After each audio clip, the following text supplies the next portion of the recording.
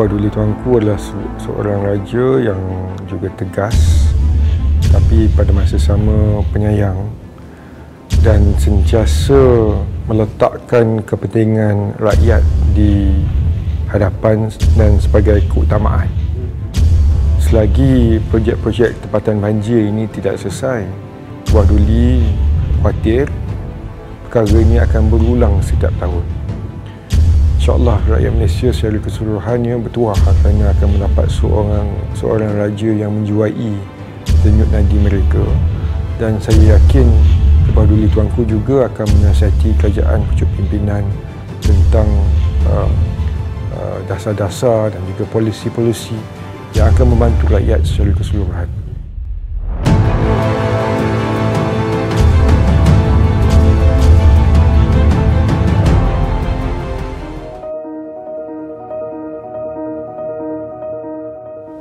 Saya lihat Kepada Duli Tuanku sebagai seorang raja yang berjiwa rakyat, dan seperti yang saya pernah sebut sebelum ini, Kepada Duli Tuanku adalah seorang raja yang juga tegas, tapi pada masa sama penyayang dan sentiasa meletakkan kepentingan rakyat di hadapan dan sebagai keutamaan. Saya alhamdulillah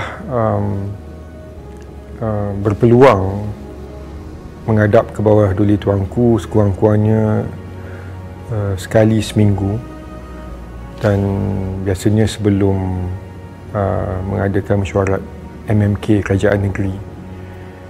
Dan setiap kali saya menghadap berkenaan kertas-kertas MMK dan juga pada masa sama berbincang tentang isu-isu ataupun perkara-perkara yang sedang berlaku di negeri Johor ataupun ke bawah Duli Tuanku sangat teliti melihat apa yang dipersembahkan, dan seperti yang saya sebut, keutamaan rakyat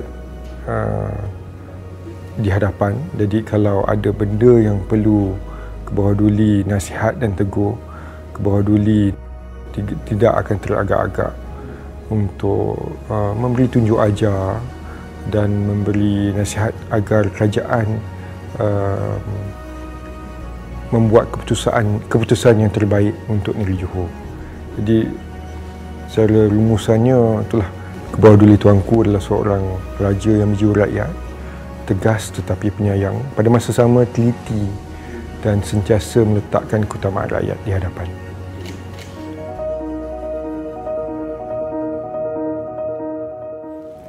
Banyak perkara-perkara yang memabitkan rakyat dititik beratkan oleh ke bawah Duli Tuanku.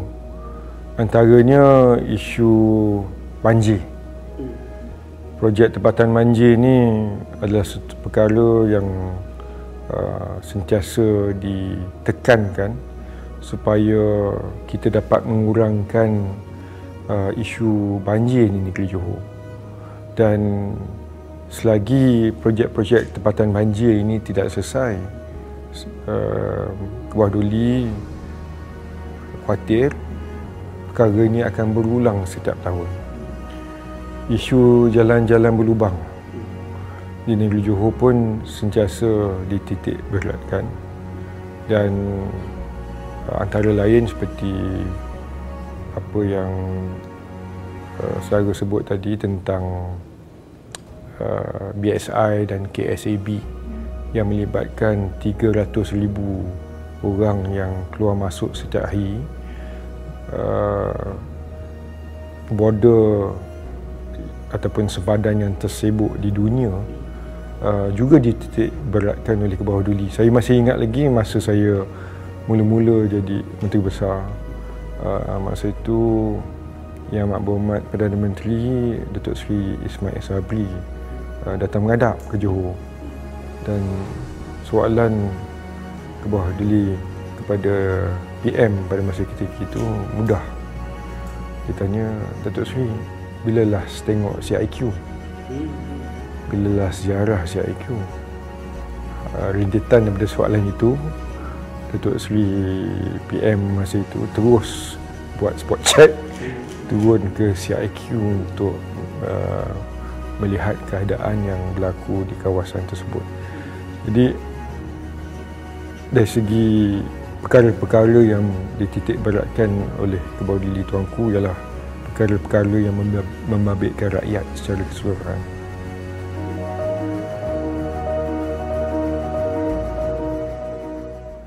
Dari segi projek HSR yang dibatalkan pada tahun 2000 berapa tu? 19 bagi projek HSR yang telah dibatalkan pada tahun tersebut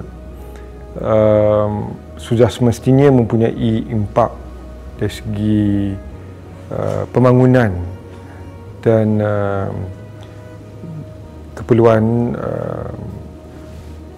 perhubungan untuk rakyat Malaysia dan juga bangsa Johor secara khususnya, dan ia mempunyai impak dari segi ekonomi.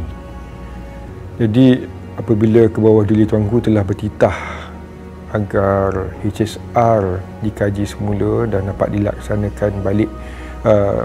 dilaksanakan kembali di negeri Johor, kerajaan negeri menyambut dengan baik, dengan hati terbuka, kerana itu adalah satu projek pembangkit yang penting untuk ekonomi dan juga rakyat negeri Johor. Jadi projek-projek yang berimpak tinggi sudah semestinya perlu diutamakan, lagi-lagi apabila telah diumumkan pelbagai inisiatif dari segi Special Financial Zone, Special Economic Zone.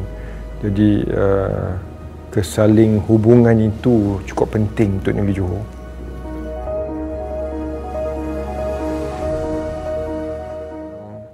Melalui Kembara Mahkota Johor sebenarnya telah dilaksanakan sejak tahun 2001. Dah lama Kembara Mahkota Johor ini dilaksanakan, dan berdasarkan pengalaman saya mengiringi tuanku ke lapangan, inilah peluang untuk melihat apa lagi keperluan rakyat di kawasan dan juga daerah-daerah yang diziarahi, dan melihat kepada mungkin ada isu-isu yang belum ditangani dapat diselesaikan dengan segera. Kadang-kadang kita lihat bila setiap kali ada Kembara Mahkota Johor, rakyat di bawah sentiasa meminta agar kampung mereka ataupun kawasan mereka dilawati, kerana bila itu berlaku maka secara automatiknya pelbagai isu-isu dapat diselesaikan semasa Kembara Mahkota tersebut.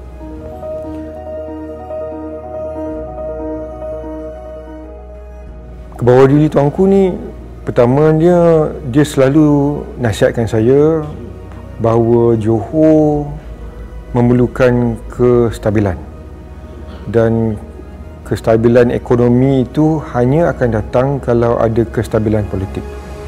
Jadi syukur alhamdulillah di peringkat negeri Johor ini kita mempunyai kestabilan politik. Kerajaan negeri di bawah kepimpinan Barisan Nasional alhamdulillah dapat memenangi 40 daripada 56 kursi, dan kita selalu mendapat nasihat Kebawah Duli Tuanku tentang hala tuju yang kita nak bawa negeri Johor ni. Jadi semua sudah maklum bahawa hala tuju kita di negeri Johor adalah untuk menjadikan Johor sebuah negeri yang maju menjelang tahun 2030.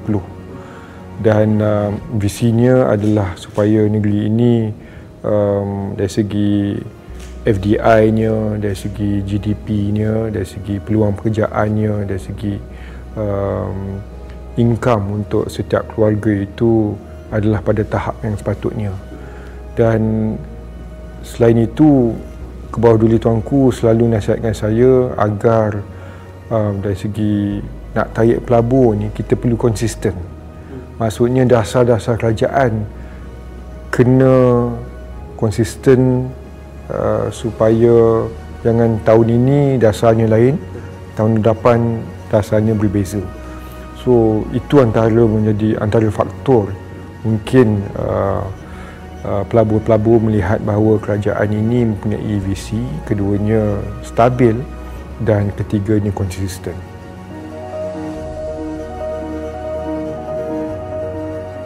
Saya berpandangan bahawa rakyat Malaysia sebenarnya bertuah dapat berkongsi ke bawah duli Tuanku Sultan Johor nanti apabila Tuanku menaiki takhta sebagai Yang di-Pertuan Agong. Kerana seperti yang saya sebut tadi, ke bawah duli Tuanku dan keluarga Diraja Johor ni, termasuklah Permaisuri, Tuanku Permaisuri, sangat-sangat menjiwai rakyat. Saya bagi contoh, untuk bantuan COVID-19, saya pernah sebut dulu bantuan yang telah disalurkan mencecah hampir 180 juta ringgit. Satu jumlah yang jauh lebih besar daripada apa yang Kerajaan Negeri Johor mampu sumbangkan kepada rakyatnya. Tetapi ke bawah duli Tuanku, bila masa ia melibatkan rakyat, dia ke bawah duli akan sentiasa sanggup melakukan apa saja. Setiap tahun Zamri, beliau mengadakan ataupun menyumbang paling kurang 100 ekor lembu untuk program korban yang disalurkan kepada fakir miskin di setiap daerah di negeri Johor. Jadi sebab itu yang saya cakap, insya-Allah rakyat Malaysia secara keseluruhannya bertuah kerana akan mendapat seorang raja yang menjiwai denyut nadi mereka, dan saya yakin ke bawah duli Tuanku juga akan menasihati kerajaan pucuk pimpinan tentang dasar-dasar dan juga polisi-polisi yang akan membantu rakyat secara keseluruhan. InsyaAllah.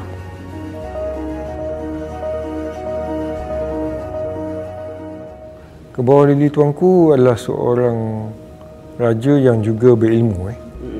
Ke bawah duli Tuanku boleh bukan bawa kereta saja, dia boleh bawa helikopter, dia boleh bawa kapal terbang, dia boleh bawa kereta api, submarine saya tak tahu, tapi most of the assets dan vehicles dia boleh bawa sendiri.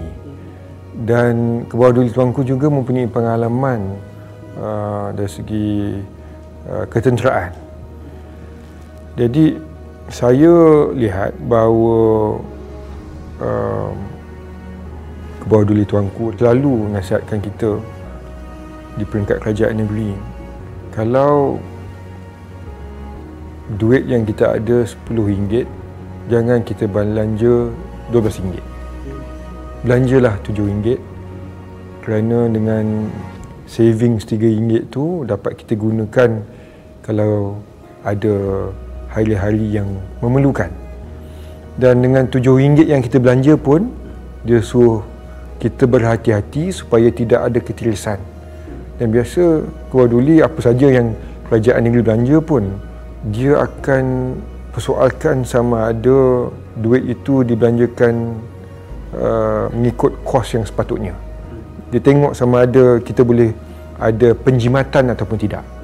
Jadi saya rasa dengan ilmu dan pengalaman ke bawah duli Tuanku, Tuanku akan nasihat kerajaan di peringkat negeri dan juga persekutuan agar tidak berlaku ketirisan dan juga rasuah di peringkat membelanjakan duit rakyat, insya-Allah.